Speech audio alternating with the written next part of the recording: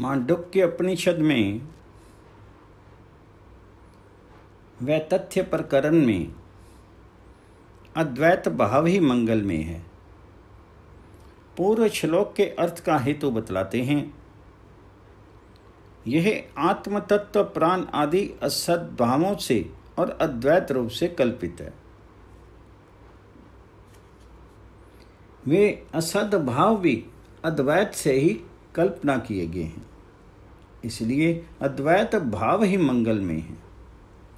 जिस प्रकार रज्जु में अविद्यमान सर्प धारा आदि भावों से तथा विद्यमान अद्वितीय रज्जु द्रव्य से ये सर्प हैं, ये धारा है, ये दंड है, इस प्रकार रज्जु द्रव्य ही कल्पना किया जाता है, उसी प्रकार प्राण आदि अनंत असत्य अविद्यमान अर्थात जो परमार्था नहीं है, उन भावों से आत्मा विकल्पित हो रहा है।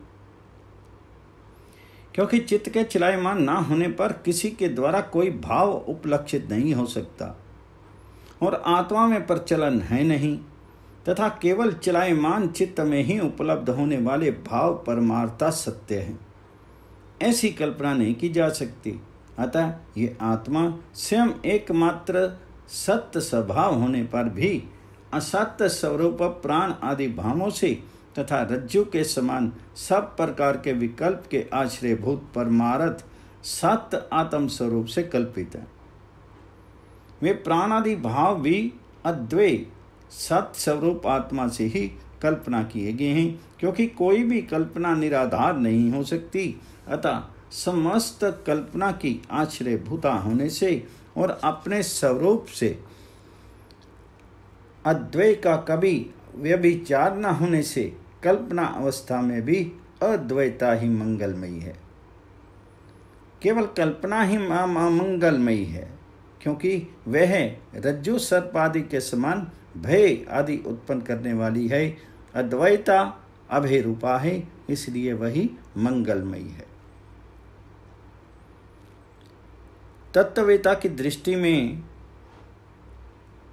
नानत्व का अत्यंत अभाव है और भी अद्वैता क्यों मंगलमयी है। जहाँ एक वस्तु से दूसरी वस्तु का नानाभूत पार्थक्य देखा जाता है, वही अमंगल हो सकता है। किंतु ये नानत्व न तो आत्म स्वरूप से है और न अपने ही स्वरूप से कुछ है। कोई भी वस्तु ना तो ब्रह्म से पृथक है और न अपृथक ही, ऐसा तत्ववेता जानते हैं। इस अद्वितीय परमार्थ सत्य आत्मा में ये प्राण आदि संसार जात रूप जगत आत्म भाव से परमार्थ सत्य रूप से निरूपण किए जाने पर नाना अर्थात पृथक वस्तु के अंतर्भूत नहीं रहता। जिस प्रकार प्रकाश द्वारा रज्जु रूप से निरूपित होने पर कल्पित सर्प पृथक रूप से नहीं रहता, उसी प्रकार परमार्थ रूप से निरूपण किए जाने पर जगत आत्मा से पृथक वस्तु नहीं ठहरता और ना ही रज्जु सर्प के समान कल्पित होने के कारण ही अपने प्राण आदि स्वरूप से कभी कुछ रहता है। तथा जिस प्रकार घोड़े से भैंस पृथक है, उस प्रकार प्राण आदि वस्तु आपस में भी पृथक नहीं है। इसलिए असदृप होने से आपस में अथवा किसी अन्य से कोई वस्तु अपृथक भी नहीं है, ऐसा आत्मज्ञ ब्राह्मण लोग परमार्थ तत्व को जानते हैं। अतः अमंगल की हेतुता का अभाव होने से अद्वैता ही मंगलमयी है, ये इसका तात्पर्य है। इस रहस्य के साक्षी कौन थे? अब इस सम्यक ज्ञान की स्तुति की जाती है जिसके राग भय और क्रोध निवृत्त हो गए हैं। उन वेद के पारगामी मुनियों द्वारा ही ये निर्विकल्प प्रपंचोपशम अद्वैत तत्व देखा गया है। जिनके राग भय और क्रोध आदि समस्त दोष निवृत्त हो गए हैं, उन मुनियों अर्थात सरदा मननशील विवेकियों और वेद के पारगमियों यानी वेदार्थ के मर्मज्ञ वेदांतार्थ प्रायण तत्व ज्ञानियों द्वारा ये सब प्रकार के विकल्पों से रहित निर्विकल्प और प्रपंचोपशम द्वैत रूप भेद का विस्तार का नाम प्रपंच है। उसकी जिसमें निवृत्ति हो जाती है वे आत्मा प्रपंचोपशम है। इसलिए जो अद्वय है ऐसा ये आत्मा पंडित यानी वेदांतार्थ में तत्पर दोषहीन सन्यासियों द्वारा ही देखा जा सकता है, जिसके चित्त राग आदि दोष से दूषित हैं और जिनके दर्शन अपने पक्ष का आग्रह करने वाले हैं। उन अन्य तार्किक आदि को इस आत्मा का साक्षात्कार नहीं हो सकता, ये इसका अभिप्राय है। तत्व दर्शन का आदेश। क्योंकि संपूर्ण अनर्थों का निवृत्ति स्थान होने से अद्वैतत्व ही मंगल में और अभय रूप है, इसलिए इस आत्म तत्व को ऐसा जान करके अद्वैत में मनोनिवेश करें और अद्वैत तत्व को अपराध करके लोक में जड़वत व्यवहार करें।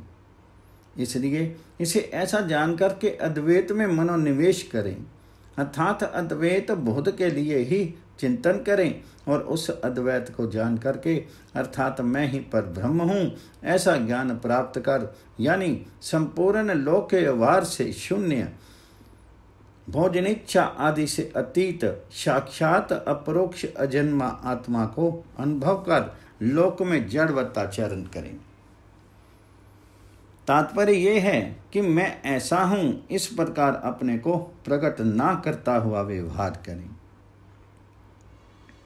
तत्वदर्शी का आचरण लोक में कैसे व्यवहार से आचरण को इस प्रकार कहते हैं।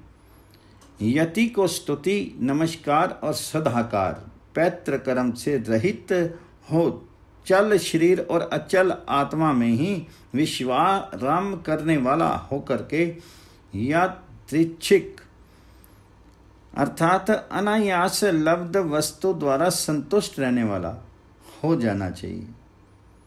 स्तुति नमस्कार आदि संपूर्ण कर्मों से रहित तथा बाह्य ऐषणाओं का त्यागी हो, अर्थात निश्चय इस उस आत्मा को जानकर इत्यादि श्रुति और जिनकी बुद्धि आत्मा निष्ठा उसी में लगी हुई है तथा जो उसी के शरणापन्न हैं, इस स्मृति के अनुसार परमहंस परिव्राज्य भाव को प्राप्त हो, प्रति क्षण अन्यथा भाव को प्राप्त होने वाला होने से चल शरीर को कहते हैं तथा अचल आत्म तत्व का नाम है। इस प्रकार जब तब भोजन आदि व्यवहार के निमित्त से आकाश के समान अविचल अपने स्वरूपभूत आत्म तत्व को जो अपना निकेत यानी आश्रय है उसे अर्थात आत्म स्तुति को भूलकर जब मैं हूँ इस प्रकार अभिमान करता है, उस समय चल यानी शीर ही जिसका निकेत है। इस प्रकार विद्वान चल अचल निकेत होकर अर्थात फिर बाह्य विषयों का आश्रय न करके यादृच्छिक हो जाए। तात्पर्य ये कि अनायास ही प्राप्त हुए कौपीन आच्छादन और ग्रास मात्र से जिसकी देह स्थिति है ऐसा हो जाए। अविचल तत्वनिष्ठा का विधान। फिर वह विवेकी पुरुष आध्यात्मिक तत्व को देख करके और बाह्य तत्व का भी अनुभव कर तत्वभूत और तत्व में ही रमन करने वाला होकर तत्व से च्युत ना हो। पृथ्वी आदि बाह्य तत्व और देह आदि रूप आध्यात्मिक तत्व वाच आरंभनम विकारो नाम ध्येयम इत्यादि श्रुति के अनुसार रज्जु सर्पादि के समान एवं स्वप्न या माया के समान मिथ्या है तथा वह सत्य है, वह आत्मा है और वही तू है। इस श्रुति के अनुसार आत्मा बाहर भीतर विद्यमान अजन्मा कारण रहित कार्य रहित अंतर्बाह शून्य परिपूर्ण आकाश के समान सर्वगत सूक्ष्म अचल निर्गुण निष्कल और निष्क्रिय है।